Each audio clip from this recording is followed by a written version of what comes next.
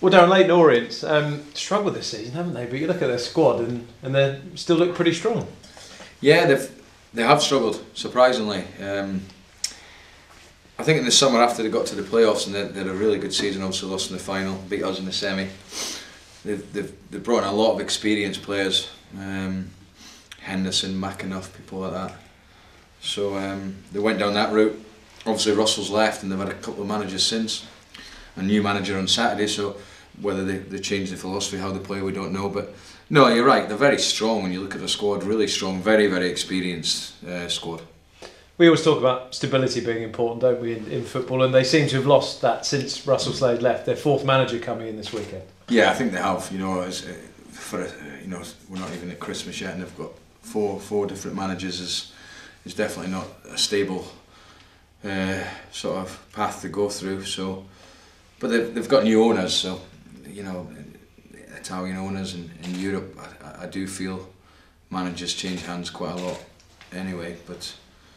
Obviously the man that was in charge has gone back to be sporting director and they've brought in a new guy with a new assistant and fitness coach, so they may change the way they want to play, but if it's the way they have been playing, it's exactly the same as last season. And as we mentioned about their squad, I know they've got injuries particularly to their front line actually at the moment. I think Henderson's been struggling, Simpson as well. Yeah. So they are under strength in terms of that, but still plenty of the players that got them to the playoffs and almost got them to the championship. No, absolutely, they've still got plenty, and the ones, quite a few of the ones that will probably play on Saturday would have been involved in the playoffs, you know, and Cuthbert, Clark, Vince Lott, Cox, people like that, you know. So, and then they've added Mooney as well, Plasmati, the big centre forward they've added, McAnuff already spoke about. Yeah, you're right, Jason's another experienced player's injured, so no, they've still got enough strength and depth, there's no question about that. And you'd expect them, would you, to get away from the bottom four? I mean, I know no one's too good to go down. We saw that with Wolves, didn't we, in the Championship a couple of years ago, but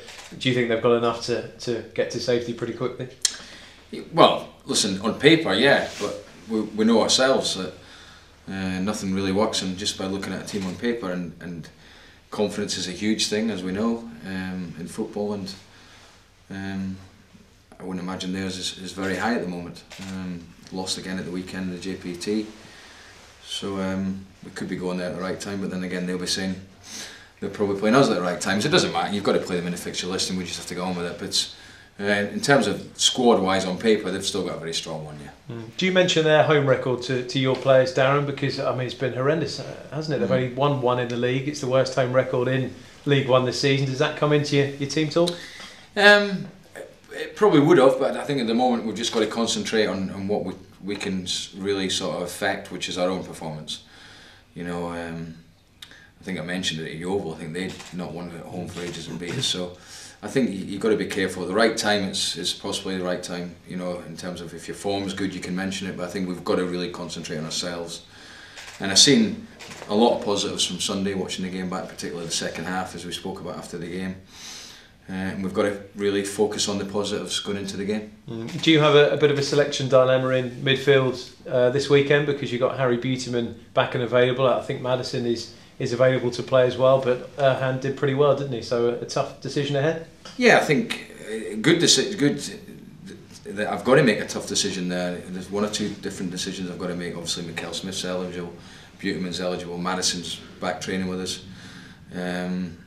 So there's decisions got to be made. I've made them. The players, you know the team, and we've worked on it this week. We'll work on it again tomorrow. But I'm confident with the team I've picked can go out and do a good job. Would Maddison be ready to start, Darren? I know you're sort of talking about treating him with kid gloves really after that ankle injury, but would he be ready to play 90 if required? Yeah, at a push, yeah. I mean, I felt that if he'd have done the training that he should have done in terms of not had the illness he had, then he probably would have been. We've got to take that into effect as well. He hasn't trained much at all, the boy, so he's definitely lost a little bit of sharpness. So I've got a decision to make whether I start him or not, and go from there really. He'd definitely be in the squad though. And I know you've been impressed with Beautyman, you mentioned on Sunday in training. He seems to have a nice way about him, just interview him, seems to quite a bubbly character. The sort of guy that's probably good around the camp at this sort of time, is he? He's fitted and brilliant, the boy. from day one. The lads have really taken to him. You're right, you're exactly correct. He's got a real great personality, really bubbly around the place. And sometimes in a position we're in, that's a good thing to just chuck in there, you know. And he's definitely in my thoughts, Harry. Also, as well, he's performed really well in training. He's understood how we want to play. He's understood the systems and his role in the team, and he's picked things up very, very quickly, which is important for me, and for him going into the game. So, yeah, he's in my thoughts, Nick. Yeah. And while we're on midfielders, does Grant McCann come back into the equation at all for this weekend? He didn't feature in the squad on Sunday. Well, Grant's depending on what formation we play, you know, and if it was a diamond, there's only really one that can sit as a sitting one, and that's probably looking at my squad. It would be Jack, Grant, or Michael Boswick could do it, has done it before. So I would say at the moment Jack Payne's probably the one that, as my captain, would be playing in there.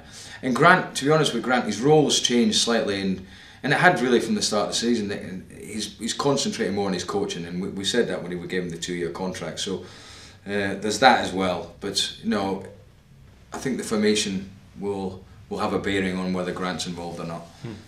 But he's still in your plans longer term. I mean, over this busy Christmas period, the busy run of fixtures, if you need. Listen, if needed, of course. But the focus, and you know, Grant and I've spoken at length quite a few times in terms of what his role is at the club. It's a lot of focus on that. It's helping the young kids and the coaching and things like that. And that's something that, because of course he's coming to the end of his contract in the summer,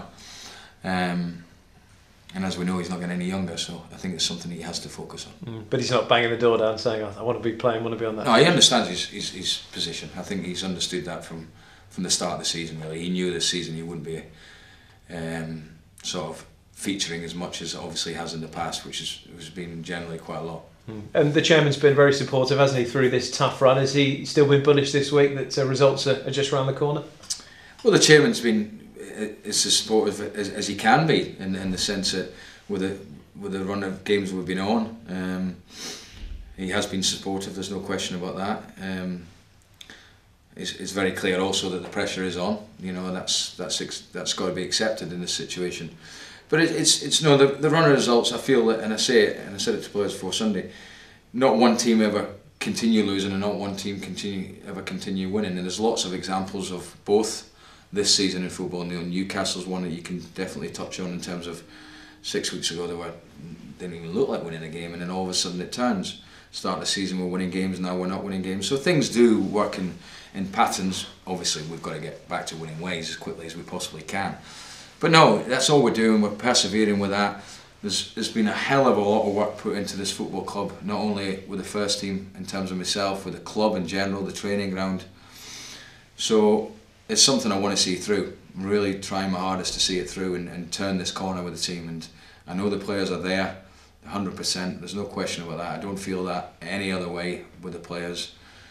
We just have to hope we maybe get that little bit of luck that missed out on Sunday and we turn the corner. In terms of the relationship with the chairman, does it help, do you think, at a time like this, than perhaps he could be more honest with you than with a manager that he didn't know so well? He can maybe say things to you that he wouldn't say to anyone else because you've had this bond at the club for so long. I think the difference now, because you're right, we've worked with each other for a long period of time, is he's always said it to me. He's always been brutally honest, the chairman, and that's something I've always respected. Before maybe I would have reacted it in a different way when I was a little bit younger, but now you have to analyse what he said in his opinion and take a deep breath and then think about it rather than reacting straight away, as he does with me I suppose at times. But listen, there's one thing having a relationship and there's another thing where it's staring you in the face, and that's clearly what's happening at the moment. If you continue losing games, then you know what's going to happen, and I fully respect that, as he does. If I was a real betting man, I would say that he doesn't want to do it, but I think he would have no choice. And I mean, it's a big run of games coming up, isn't it? Orient, obviously Preston, then we get into that Christmas spell, Chesterfield and Doncaster. It would be great to have a springboard going into those few games with a really good victory this weekend. Listen, that's what we're hoping for, to get a win, get that first win and end the run, and then build from there. It gives you a platform to build from, and you're absolutely correct. You've got 3 games then within 8 days, and if you manage to get the right results, all of a sudden it looks completely different, and that's what we're looking to do. And we're very positive. We want to continue working hard on the training ground, trying to get the the run turnaround, trying to get that win that's eluded us for too long now, not feeling sorry for ourselves, and making sure we're up for the fight, both on the ball and off the ball, which we'll have to do on Saturday. Yeah, I should just ask you about Bostwick at right back actually, because he did well, didn't he, on Sunday at Colchester? You'd see no reason presumably to change that unless you went for a change of system. Yeah, we could change the system, and you know, we're always capable of doing that, as you know. I felt that Michael Smith just needed to come out a little bit. Felt a couple of games coincided with maybe the team that just lost a little bit of form, which he's accepted, and sometimes mentally I think you need to take players out in a situation like this, and to be fair, Michael's been pretty solid all season up to then, but Bozzy can play there, and I thought he was like many others on Sunday. As the game continued and the longer the game went, I felt players got better and grew into the game, and you know, he got us the penalty, but I thought he looked really solid actually. Yeah. Any other fresh injuries this weekend? No, everyone apart from obviously the obvious ones, everyone's available.